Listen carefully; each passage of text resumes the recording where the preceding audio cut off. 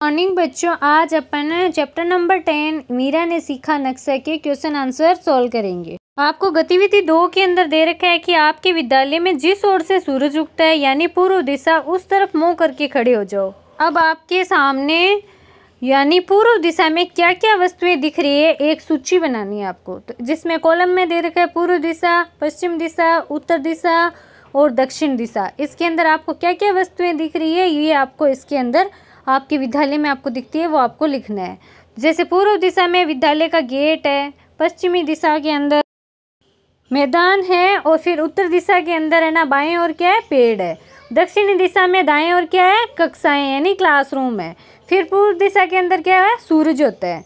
फिर पश्चिमी दिशा में हमारे विद्यालय में क्या है, झंडा स्तंभ है। उत्तर दिशा में क्या है, लाइब्रेरी है। दक्षिणी दिशा में पानी की टंकी है। फिर आपको 3rd नंबर पे लिखना है कि पूर्व दिशा में सामने की ओर क्या है, हमारे सड़क है। पश्चिमी दिशा में पीछे पीठ के पीछे बगीचा भी है। उत्तर दिशा में बाएं तरफ क्या है, प्रधानाचार्य का कक्ष है। और दक्षिणी दिशा में क्या है, खेल का सामान कक्ष है। नेक्स्ट गतिविधि में आपको दे रखा है कि 2nd नंबर क्वेश्चन है, जब उत्तर दिशा में आप मुंह करके खड़े हो जाओ तब आपके बाएं हाथ पर कौन सी दिशा है।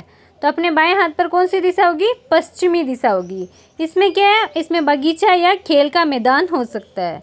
2nd दे रखा है, आपके दाएं हाथ पर कौन सी दिशा है। तो दाएं हाथ पर कौन सी दिशा होगी, पूर्व दिशा। इसमें क्या है, विद्यालय का गेट या सड़क हो सकती है। 3rd नंबर दे रखा है, आपके पीछे कौन सी दिशा है। तो हमारे पीछे कौन सी दिशा है, दक्षिणी दिशा है। इसमें कक्षाएं या पानी की टंकी हो सकती है। फिर 3 नंबर गतिविधि में अपने को दे रखा है कि दिशा पता करने के लिए दिशा सूचक।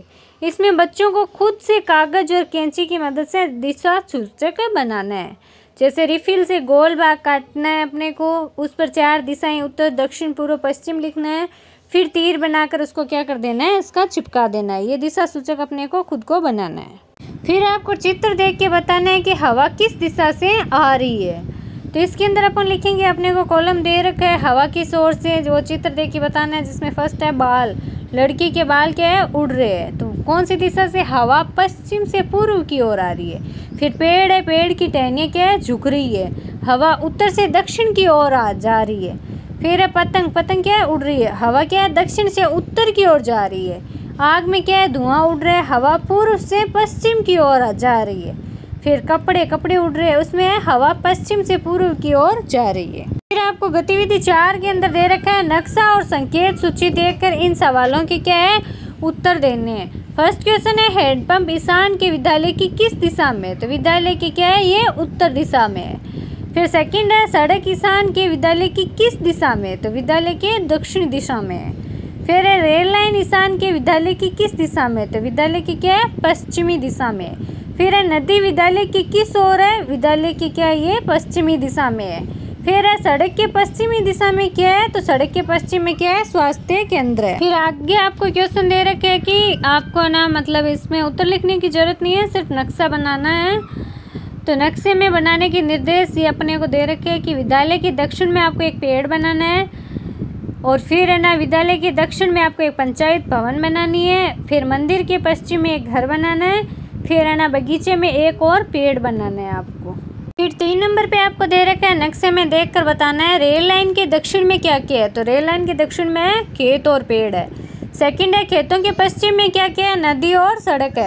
3 नंबर पे आपको दे रखा है, विद्यालय के पूर्व में क्या क्या है। तो वहाँ पे है स्वास्थ्य केंद्र और हवेली है। और 4 नंबर पे है, नदी ईशान के विद्यालय के दक्षिण में है, परंतु विद्यालय नदी की किस दिशा में। तो विद्यालय नदी की क्या है, उत्तर में है। फिर आपको नेक्स्ट पेज पे दे रखा है कि नक्शों में संकेतों को देखकर क्या करना है, आपको उत्तर देना है। तो किस गांव में 2 कुएं है। तो भूमका डाना गांव में 2 कुएं है।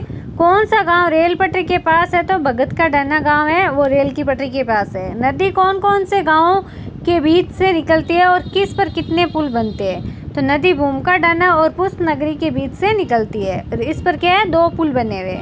कौन सी फसल है जो तीनों गाँवों में मिलेगी। तो वह है गेहूँ की फसल।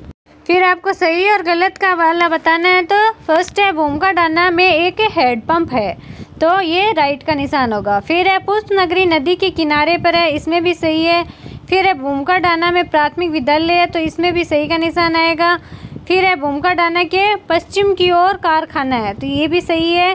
फिर है, भूमका डाना से पुष्प नगरी जाना हो तो पूर्व की ओर जाना है, तो इसमें भी सही का निशान आएगा। फिर आपको दे रखा है कि यदि हर घर में 5 सदस्य है तो तीनों गाँव में कितनी जनसंख्या होगी।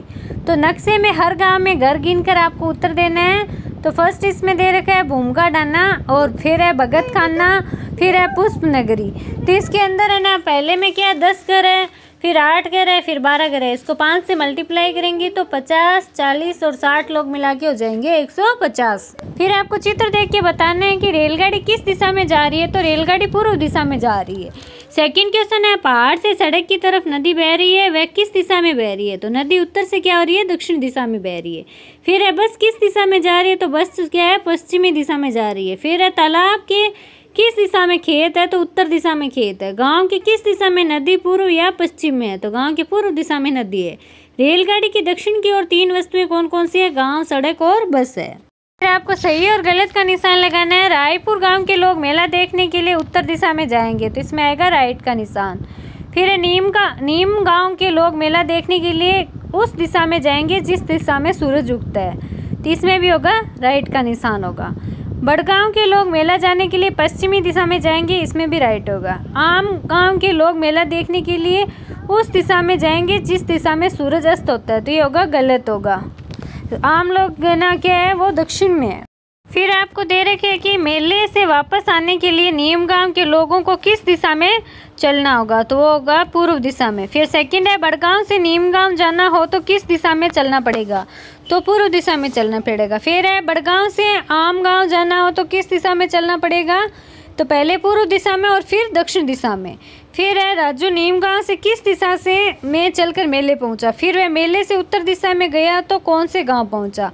तो दक्षिणी दिशा में चलकर वो मेले पहुंचा। फिर मेले से उत्तर दिशा में गया तो वापस रायपुर गांव में पहुंचेगा वो।